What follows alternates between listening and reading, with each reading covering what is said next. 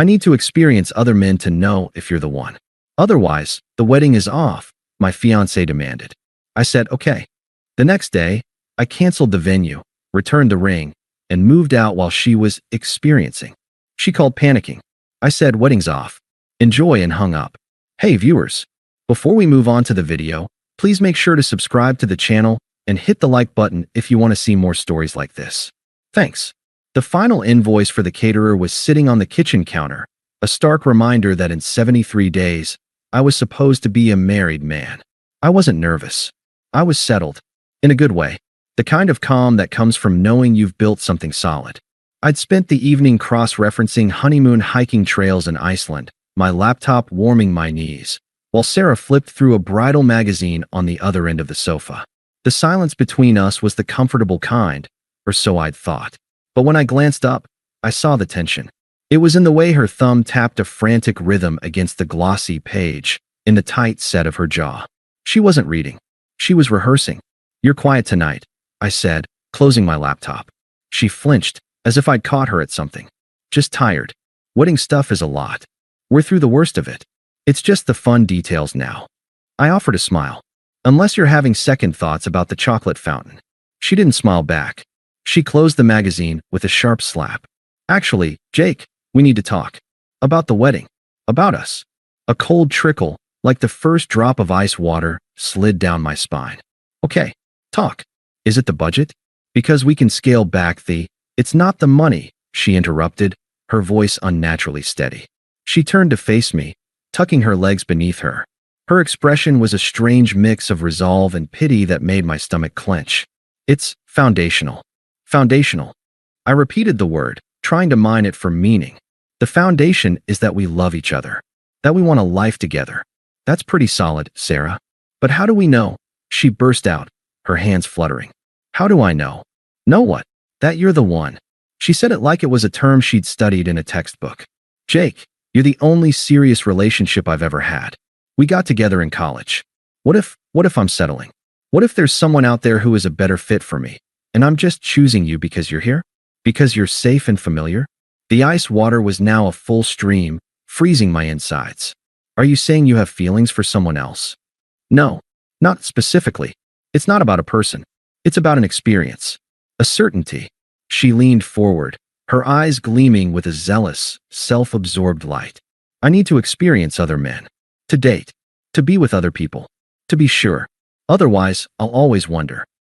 And I can't go into a marriage with that kind of doubt hanging over me. It wouldn't be fair to either of us. The room tilted slightly. I heard the words, but they seemed to bounce off a newly formed layer of numb shock. So, you want to break up? The sentence felt foreign in my mouth. No. God. Jake, you're not listening. She sighed, exasperated, as if I was a slow student. Not break up. Just press pause. You wait for me. I go out. I have my experiences. I live a little. And if, after I've seen what's out there, I choose you, then I'll know it's real. It'll be unshakable. And the wedding will be back on, stronger than ever. She paused, letting the monstrous logic of it hang in the air between us. When I didn't speak, she added the kicker, her voice softening into a manipulative croon. Otherwise, the wedding is off. I can't commit with this uncertainty. Don't you want me to be sure? Don't you want a wife who is 100% irrevocably certain you are her person? If you love me, you'll understand this is for us. I stared at her. The woman I'd planned a future with, whose family I'd sat through countless dinners with, whose dreams I'd memorized, was gone. In her place was a stranger wearing her face, speaking a language of breathtaking selfishness. The love I felt didn't vanish. It curdled, hardening into something cold and heavy in my chest. I needed absolute clarity. I needed to hear her say it in the plainest terms possible. My voice, when it came out, was disturbingly calm. Flat. Let me make sure I understand. You are formally requesting that I, your fiancé, put my life, my heart, and my dignity on indefinite hold, while you, my fiancé, go out and sleep with other men. This, field research, is to determine if my value is high enough to ultimately earn the prize of being your husband. Is that the proposal? Her face flushed with irritation. You're twisting it. You're making it sound so cheap and transactional. It's about emotional and experiential verification. It's about knowing. The question stands, Sarah? Is that what you are asking of me? She crossed her arms, defiance solidifying her features. Yes, that's what I need. For us. For a long moment, there was only the sound of the refrigerator humming in the kitchen. I looked at the woman on my sofa, at the engagement ring glittering on her finger, the ring I'd spent 4 months saving for.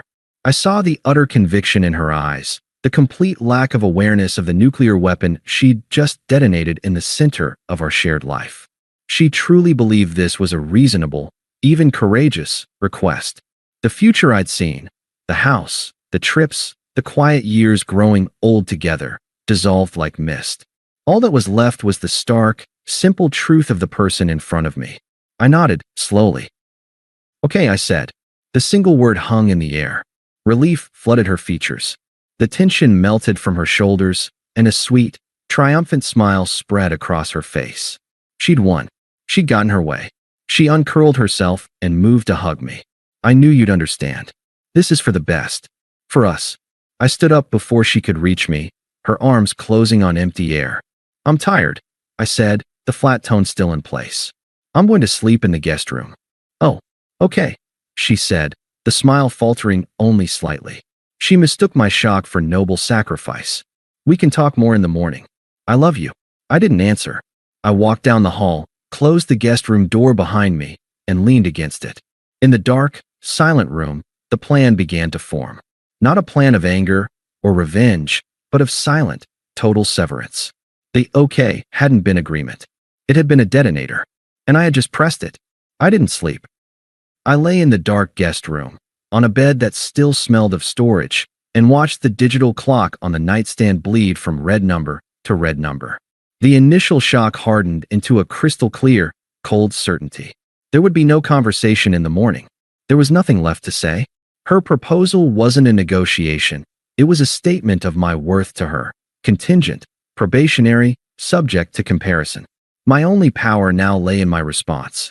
As the first gray light of dawn filtered through the blinds, I moved. I started with my phone, silencing it. I dressed in jeans and a plain t-shirt, clothes for moving, for working. I packed a single duffel bag from the guest room closet with essentials, a week's worth of clothes, my toiletries, my passport, and important documents from the fireproof lockbox. I took only what was unequivocally mine, or what held no memory of her. The sweater she'd bought me for our first Christmas stayed folded in the drawer. The book of poetry she'd inscribed with a sweet note remained on the shelf.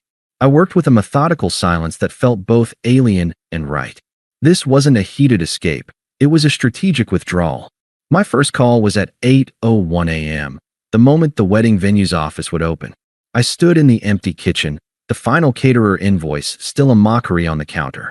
Yes, hello, I said, my voice perfectly, politely flat. This is Jake Wilson. I have a wedding reservation for September 15th. I need to cancel it immediately. The coordinator on the other end, a woman named Diane who had gushed over our love story months ago, made a sympathetic noise. Oh, I'm so sorry to hear that. Is everything all right? Would you like to discuss rescheduling? No. A permanent cancellation. Death in the family. The lie was smooth and cold.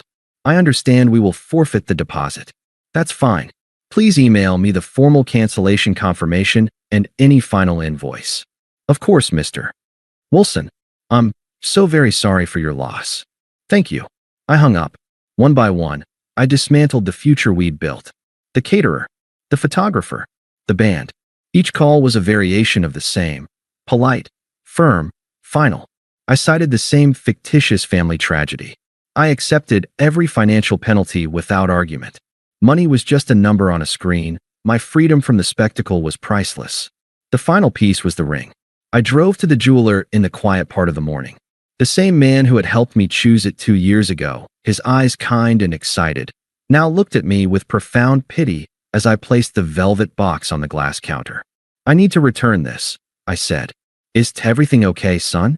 The engagement is off. What's your return policy? He processed the return, his face solemn. When he handed me the receipt, a fraction of what I'd paid back on my card, he said, "You'll find the right one." I believe I just avoided the wrong one, I replied and left. Back at the apartment, the silence was profound. Sarah was still asleep, or perhaps pretending to be. I finished packing a few boxes of my books, my laptop, the small toolbox that was mine. I left behind the framed photos, the shared throw blankets, the set of dishes we'd picked out together. I wanted no relics. As I carried the last box to my car, a memory flashed, unbidden and brutal. The night I proposed. It had been on a pier overlooking the lake, not original, but hers. She'd cried, a happy, breathless sound, and thrown her arms around my neck, whispering, yes, yes, 1,000 times yes into my ear. The ring had sparkled under the string lights. The feeling that night had been one of absolute, earned certainty. I had been sure. The cruelty of her new requirement, that her certainty required the degradation of what we had, struck me anew, not as a pain, but as a clarifying fact. That night on the pier, I had been proposing to a ghost. I left the apartment key on the kitchen counter, right on top of the caterer's invoice. A full circle. I closed the door for the last time, hearing the soft, definitive click of the latch. My new temporary space was a furnished studio Airbnb downtown, generic and clean. It smelled of citrus cleaner and neutrality. I set my duffel bag down on the bare wooden floor. The emptiness of it was a relief. That's when my phone, now on silent but set to vibrate, began to dance on the kitchenette counter. Sarah. I watched it buzz until it stopped. A minute later, it started again. I didn't touch it. Then, the notification for a voicemail appeared. I poured a glass of water. I sat on the stiff sofa. I took a slow sip. Then, and only then, I played the message.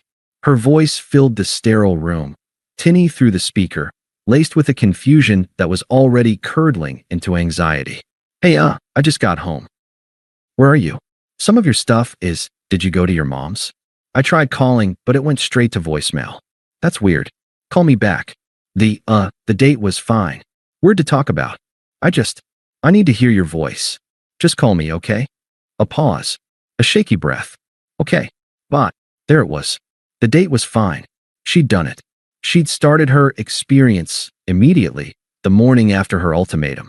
She'd had coffee, or maybe more, with some other man, while I was methodically erasing her from my future. The last, faint ghost of doubt, maybe she'll wake up and see how insane this is, evaporated. I didn't save the message. I deleted it. Then, I went into my settings and blocked her number. The action felt less like an emotional decision and more like a necessary security protocol. Finally, I sent 2 texts. One to my parents. Wedding is off. Sarah and I are done. I'm safe and okay. Please don't ask for details right now. I'll explain soon. I love you. One to my best friend, Mark. Called off the wedding. It's done. Don't need to talk. Just didn't want you to hear it from the rumor mill. Getting some space. His reply was almost instant. Holy shit. You okay? My couch is yours. I'm okay. Thanks, man. I turned my phone off. The silence in the studio apartment was complete, deep, and for the first time in years, entirely my own. The first week in the studio was defined by a silence so profound it had a texture. It wasn't the passive quiet of an empty house. It was an active, chosen stillness. I didn't turn on the TV. I let my phone remain a dark, inert slab. The only sounds were the hum of the mini fridge, the rush of water in the shower, the scrape of a knife on toast. I existed within the parenthesis of my own making. The sleep I'd missed the night of the ultimatum caught up with me in heavy, dreamless waves. I'd crash for 10 hours, wake disoriented, and make coffee in the silence, staring at the brick wall of the building opposite. The initial, adrenaline-fueled clarity of my actions settled into a low, steady hum of grief. But it was a strange grief. I wasn't mourning Sarah, not the person who had laid out that ultimatum. I was mourning the ghost she'd killed, the woman I'd thought she was, the future I'd painted with such care. It was like grieving a character in a book who had a terrible, abrupt ending. The unfairness of it would rise in my throat sometimes, bitter and metallic. I had been loyal. I had been planning a life. I had saved. I had listened. I had shown up for her family's dramas. I had learned to love the terrible indie films she adored. I had done everything you're supposed to do. And my reward was to be placed on a shelf like a product awaiting quality assurance, my value to be determined by a market test I never agreed to. One afternoon, standing in the sterile kitchenette, the question finally surfaced from the depths. Was I not enough? As soon as I thought it, I knew it was the wrong question. It was the trap she had laid. The question wasn't about my value. It was about her inability to recognize it. It was about a hole in her that no other person could ever fill, a bottomless pit of need for external validation she called certainty. My crime wasn't being inadequate. My crime was believing my adequacy was the point. With that realization, the last tether of confusion snapped. The grief began to recede, not completely, but enough to see the shore. I turned my phone back on, bracing for an onslaught. A few concerned texts from my parents and Mark, which I answered with brief, reassuring replies. Nothing from Sarah's number. It was still blocked. But the call log showed a string of unknown caller attempts. I deleted them. I didn't unblock her. Not yet. Instead, I started to fill the silence with new sounds. I found a running trail along the river. At first, my lungs burned and my legs protested, heavy with inertia. But I kept going. The rhythm of my feet on the pavement, the slap of my own breath, became a meditation. I wasn't running from anything. I was running towards a version of myself I'd neglected, the one whose energy wasn't spent managing someone else's emotional calculus. I reconnected with Mark, not for a pity party, but for a beer and a baseball game. He didn't press for details, just clapped me on the shoulder and said, "You look lighter, man." And I was. At work, a project I'd half-heartedly pitched months ago, sidelined by wedding planning, suddenly had my full attention. I dove into the data, the strategy. My boss noticed. "This is sharp, Jake. This is the kind of focus I remember." The promotion that had seemed a distant possibility began to feel like an inevitable outcome of this new, undiluted concentration. I bought a single, ridiculously expensive orchid for the studio. I learned how to care for it. I cooked meals for one, experimenting with recipes too spicy for Sarah's taste. I started reading fiction again, getting lost in worlds that had nothing to do with my own. This was the quiet justice. Not a dramatic revenge, but the daily, deliberate act of building a life that was entirely, authentically mine. The peace I found was not an absence of pain, but the presence of a deep and growing self-respect. Her experience was her prison. My silence was my foundation. After about a month, curiosity, cold and clinical, got the better of me. One evening, I unblocked her number. I didn't do it to reopen a door. I did it to confirm the door was welded shut and to see what debris had piled up against it. The phone vibrated once, then began a frantic, near-continuous seizure. Notification after notification stacked up on the screen, a timeline of her unraveling. Dozens of texts. Pages of missed calls. Voicemail alerts piled like unread verdicts. I didn't open a single one. I just watched the notifications bloom, a digital monument to the consequences of her own words. Then, I put the phone face down on the table. I finished my chapter. I watered my orchid. The silence in my apartment was no longer empty. It was full of my own life. The orchid on my windowsill had sprouted a new, waxy leaf. My promotion at work had come through. A new title, a significant raise, an office with a view of the river I now ran alongside. My peace was no longer a defensive silence. It was an active, thriving state. The notifications that had flooded my phone when I'd unblocked Sarah sat like a sealed archive. I hadn't opened them. They were evidence, not for me, but a testament to the path I'd chosen not to walk. Curiosity, however, is a cold companion. One rainy Saturday, with a book in one hand and a cup of coffee in the other, I finally opened the text thread. It was a cascading timeline of a collapse. Stage 1, confusion and frustration, the first 48 hours. "Jake, why did you block me? We need to talk about this like adults. You can't just run away from a conversation. This is childish. My mom just called. The venue said the wedding is canceled due to a death in the family. What the hell did you do? What did you tell them? Call me. Now." Stage 2, the panic pivot, week 1 to 2.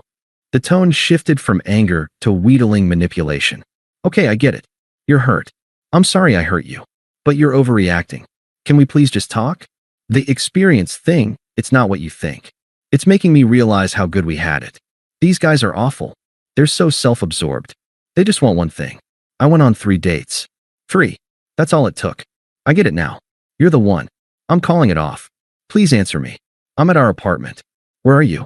It feels so empty without you here." Stage 3, desperation, week 3 to 4. The messages grew longer, more unhinged, punctuated by late-night sends. I told my parents we had a fight, that you needed space. They think you're being unreasonable. I'm defending you.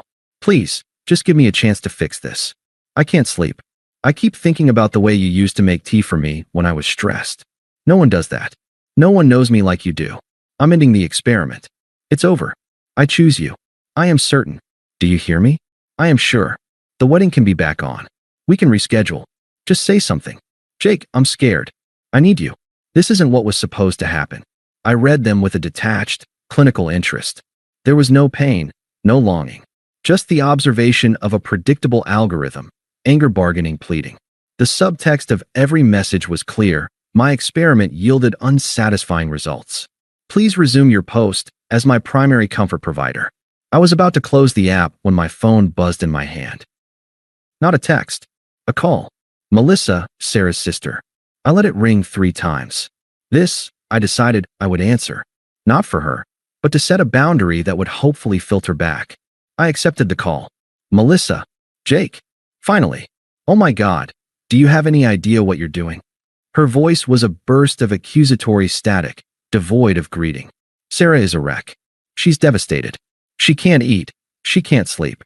What you're doing is so cruel. I waited a beat for her to finish. Is there a specific reason you're calling? The reason is you need to stop this ridiculous silent treatment and act like a man. She made a mistake, okay? A tiny, human mistake. But you're blowing up your entire future over a little fight. You're destroying everything. There was no fight, Melissa. I said, my voice calm and low.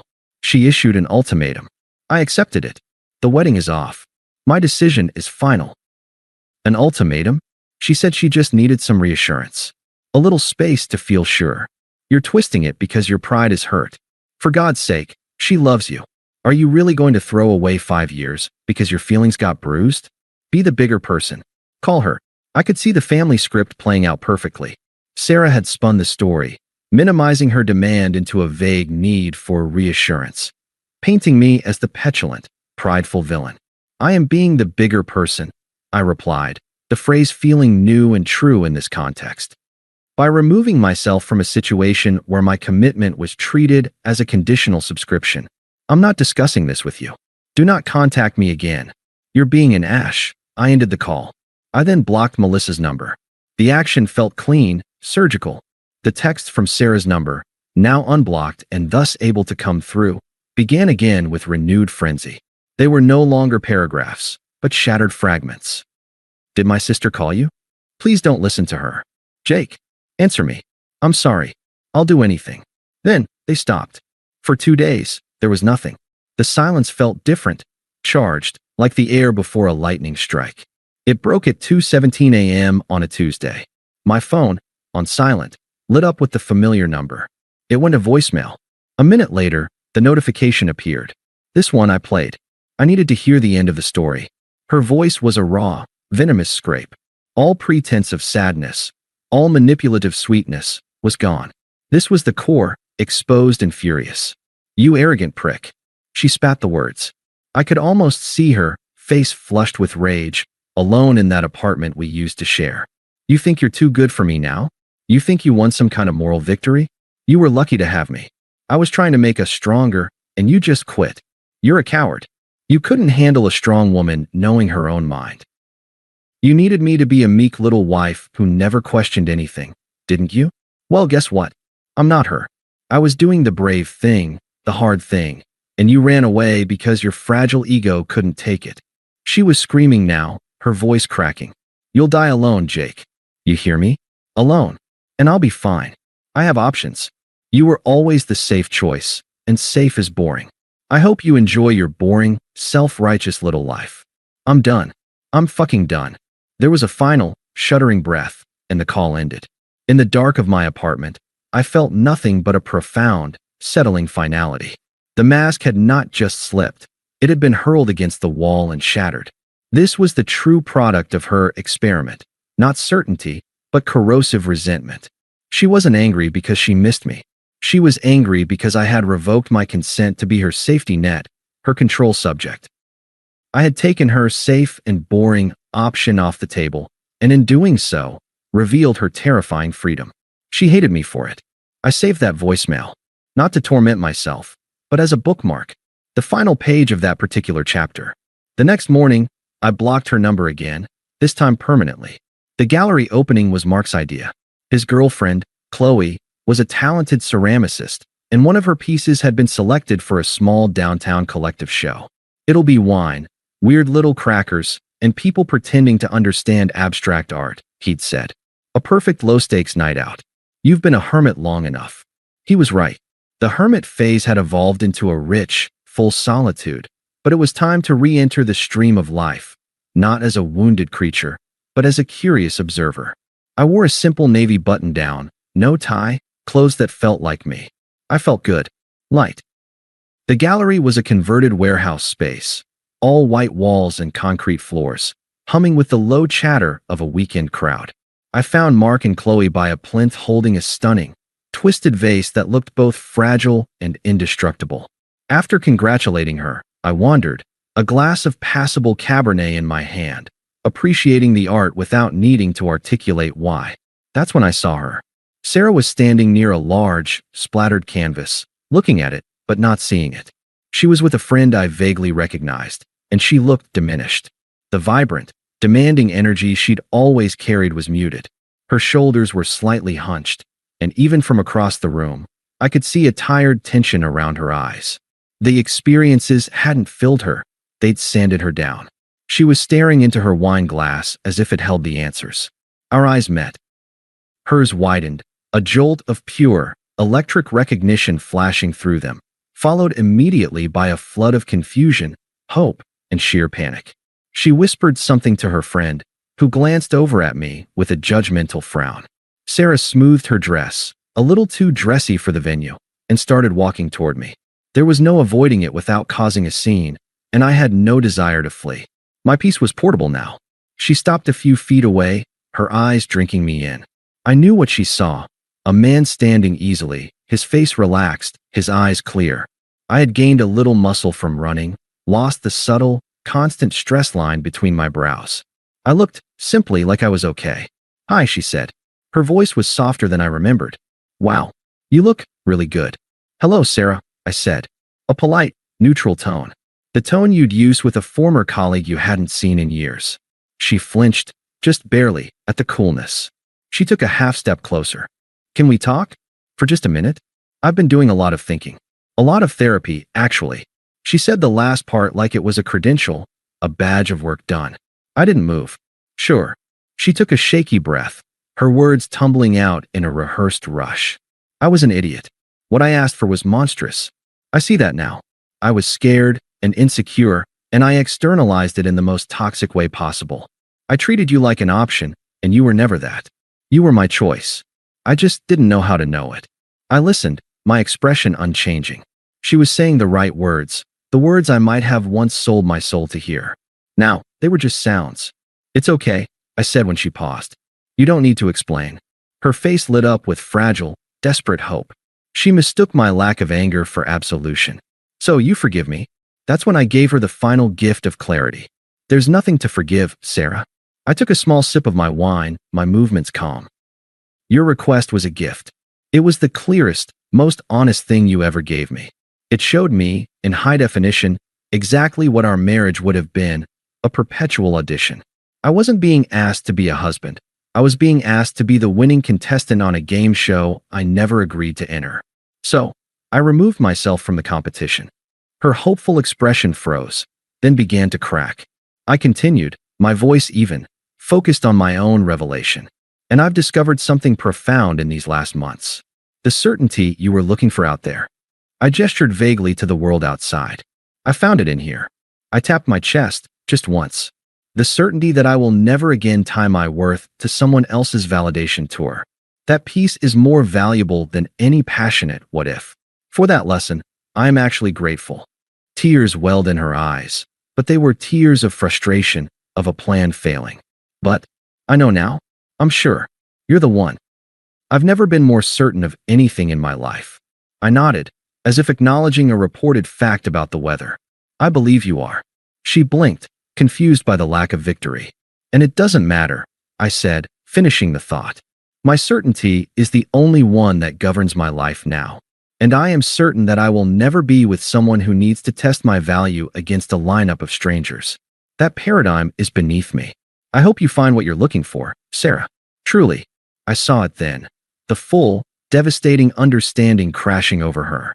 She was certain, and her certainty had arrived at a closed door, a door she had bolted shut herself. She was holding the key to a room that no longer existed. Her mouth opened, but no sound came out. The friend was hovering now, looking concerned. I offered her a small, final, polite smile. The smile of a man closing a business transaction that had long been settled. Enjoy the show. I turned and walked back toward Mark and Qley. Mark raised an eyebrow. Everything cool? Yeah, I said, and I meant it. My heart rate hadn't even elevated. Everything's fine. I glanced back once, out of human curiosity more than anything. Sarah was still rooted to the spot, her friend's arm around her shoulders, staring at the space where I had been standing. She looked utterly, completely alone in the middle of the crowd. I turned my attention to Qley's vase, to the conversation, to the rest of my life.